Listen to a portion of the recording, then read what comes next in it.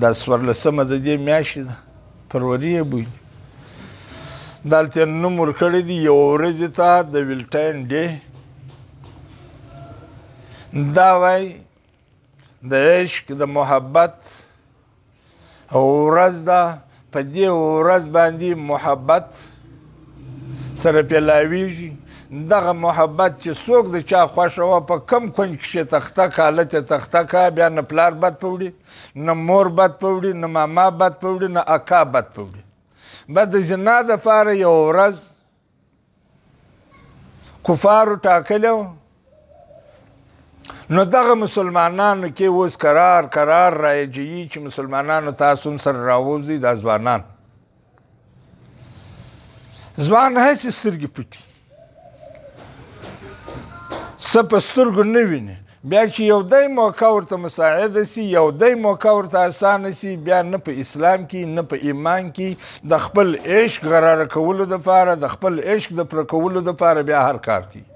خو دا د یهودو د نصاراو افعال کارونه، هغه کارونه چې په هغه کې توهین د شریعت، په هغه کارونو کې بې حیایي پیلاویږي.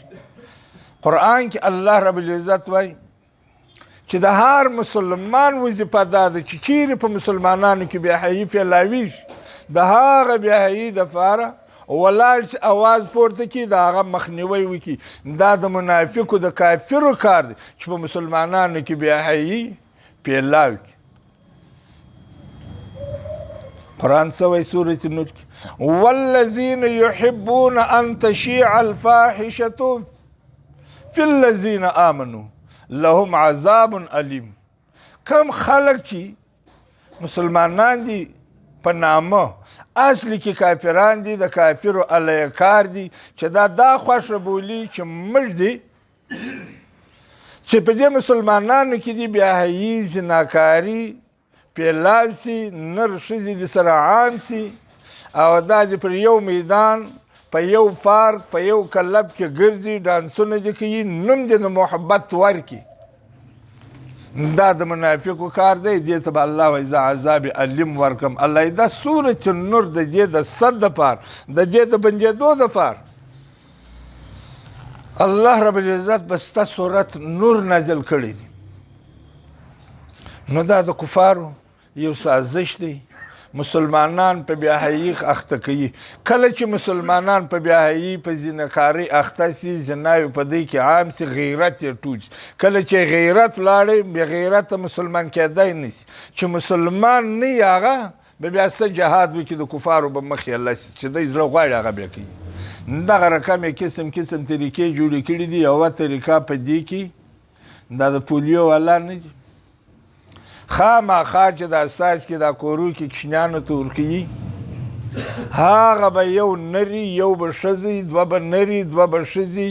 دی خلک نه سره پرېږدي چې هغه دي ورورو خوري ویتي سره ولاړ سي، نه دی خلک سره ملګري کوي چې هغه د سره په کام سره شریک ني، په قبیله سره شریک ني. دا چیش دپاره؟ شپه په یو هوټل کې، شپه په یوه مسافرخانه کې، ګرځه په یوه مسافرخانه کې، او سره پیژنه مه، په کام هم سره شریک نه. دا بې زنا پاتې شي.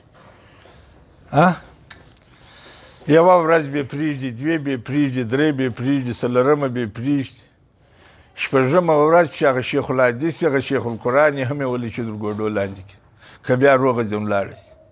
دا د دغه دپاره کفار دا کارونه کوي. خو دلته چې الله رب العزت دا واقعه د صالح علیه السلام بیانوي چې د هغه قوم و دوی ته جواب ورکړي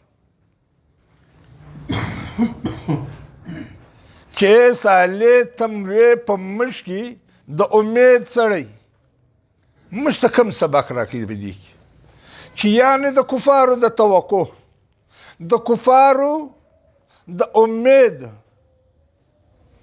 پروالی مه کوه. کافر چې ستا څه